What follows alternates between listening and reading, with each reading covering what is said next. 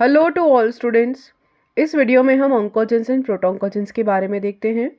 Basically प्रोटोन्कोजेंस क्या होते हैं और ऑन्कोजेंस क्या होते हैं। लास्ट वीडियो में हमने ट्यूमर सप्रेसर जीन के बारे में देखा, उसके बाद हमने एपोप्टोसिस के दोनों पाथवेज के बारे में देख लिया और इस वीडियो में हम प्रोटोन्कोजेंस ऑन्कोजेंस के बारे में पढ़ेंगे। तो प्रोटोन्कोजेंस क्या होते हैं?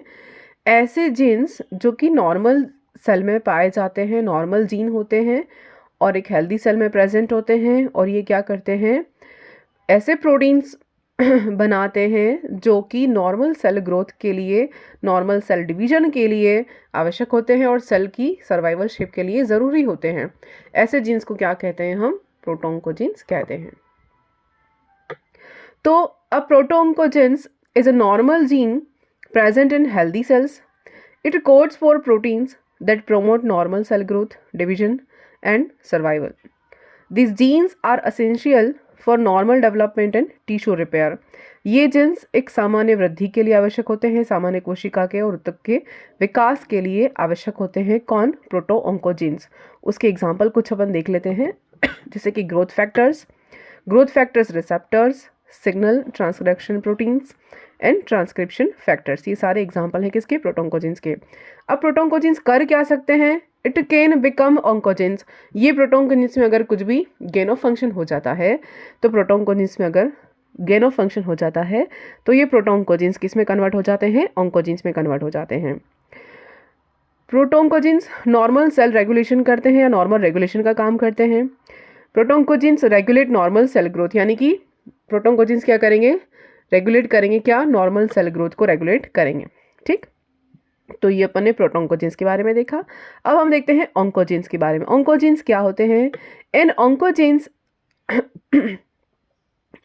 इज अ म्यूटेटेड और एबनॉर्मली एक्टिवेटेड प्रोटोन्कोजेंस, यानी कि अगर प्रोटोन्कोजेंस में ओवर एक्टिवेशन हो जाए या वो म्यूटेटेड हो जाए या वो ओवर एक्टिव हो जाए या एबनॉर्मल हो जाए तो वो किस में कन्वर्ट हो जाती है? ऑन्कोजेंस में कन्वर्ट हो जाती है। और वो किसका कारण बनती है? ये सेल ट्यूमर का कारण बनती है। It cause uncontrolled cell division which can lead to cancer. अगर प्रोटोन्कोजेंस में किसी तरह का एबनॉर्मल एक्टिविटी हो जाए या गेन ऑफ फंक्शन हो जाए, सबसे इंपॉर्टेंट हम टर्म क्या पढ़ेंगे? Gain of function. Last video में हमने ट्यूमर सप्रेसर जीन में देखा था, तो उसमें क्या था? उसमें था लॉस ऑफ फंक्शन। लेकिन ऑन्कोजीन में क्या है? ऑन्कोजीन में क्या है? Gain of function. तो प्रोटोन्कोजेन में अगर गेन ऑफ फंक्शन हो जाता है या म्यूटेशन हो जाता है या एबनॉर्मली ये ओवर एक्टिव हो जाती है या एम्प्लीफिकेशन हो जाता है तो ये किस में कन्वर्ट हो जाएगी? ऑन्कोजेन में कन्वर्ट हो जाएगी। It cause uncontrolled cell division. ठीक, एंड इट कोज ट्यूमर। तो एक्टिवेशन जो होता है वो उसके क्या क्या रीजन हो सकते हैं? Can occur due to the protein mutation, point mutation, gene amplification, chromosomal location.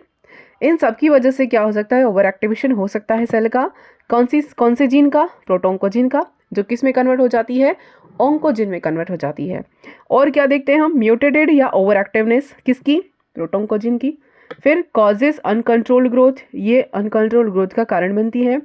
Directly involve in cancer, यानी कि ये जो ऑन्कोजेंस है वो सीधे के सीधे कैंसर को लीड करते हैं और इनमें क्या हो सकता है? ये म्यूटेशन होता है, इसीलिए ऑन्कोजेन में कन्वर्ट हो जाते हैं। तो ये हमने किसके बारे में देखा? इतना ऑन्कोजेंस एंड प्रोटोन्कोजेंस के बारे में देखा।